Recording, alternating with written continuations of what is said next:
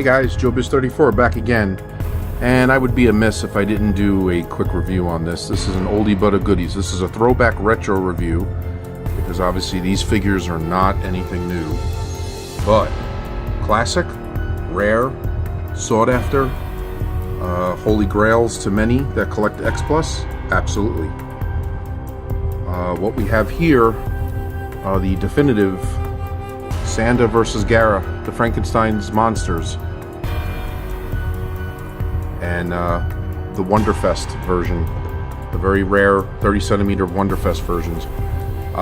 So, as you guys know, recently within the past year, I did acquire the normal set, the reissue or the standard, whatever you want to call it.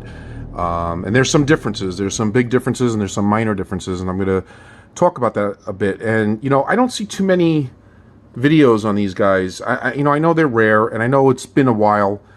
They've been out a few years now, so maybe it's no big deal. But I had a few people in the groups actually request for me to review this and to show this, and so here I am. So with something of this magnitude and this rare at this point and sought after, how could I not? And it's really not to show off that I have them, because I kind of stumbled on them by accident. I acquired the regular set, probably overpaid, definitely overpaid, a couple years ago, and then somebody else had acquired these off someone, and I'll give him a shout out, Tony. You know him as Vincent Perez in the groups, so shout out to him. So he got these, and ironically, he's a huge Sanda fan. And I had the standard set, and ironically, I favor him. I'm more of a fan of Gaira. And we kind of compared notes a bit, and, we've seen pictures, and we've seen other people's reviews, and then seeing, each set in hand, we both critiqued and had, positives and negatives. And what I found was that with the set I had, the standard, reissue, the diamond release, or whatever you want to call it, to me, I found that Sanda maybe was painted slightly different and better in a way. So that's what I'll talk. Now, this is definitely by no means anything to sneeze at.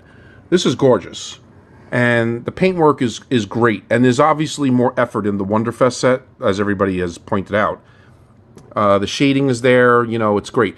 But there's some kind of coloring that stands out in the fur that kind of is like a little jarring.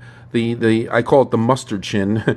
He's got like a kind of like a yellowish, and in person it doesn't stand out, but for some reason in pictures and film it kind of stands out more.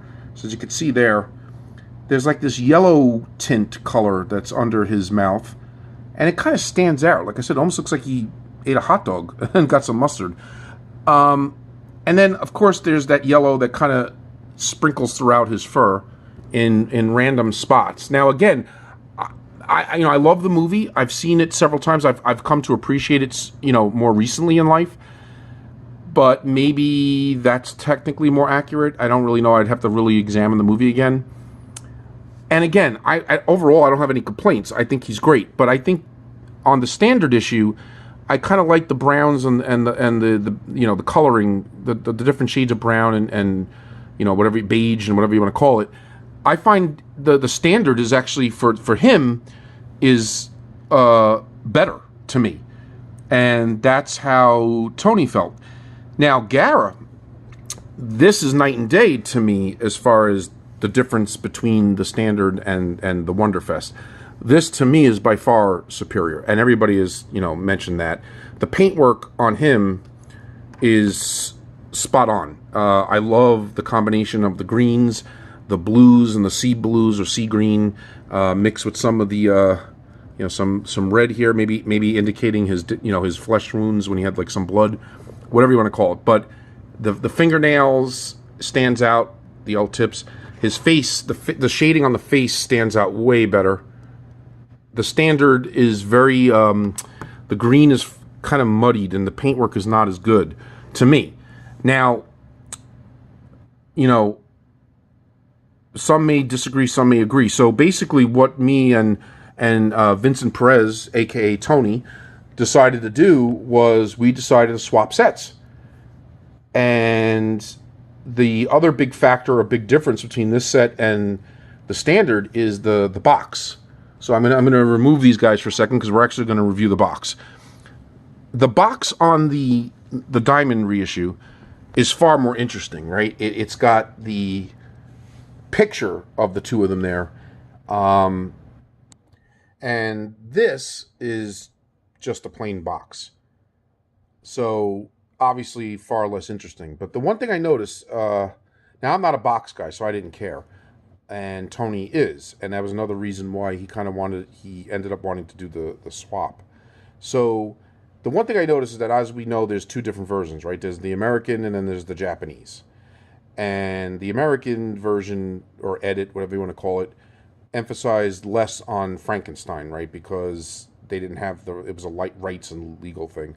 Where the original Japanese, it was, basically a backdoor sequel to Frankenstein versus Baragon, and this was supposed to be Frankenstein's monster, and then obviously the DNA or the clone that came off him created the other one, and so on and so forth, right?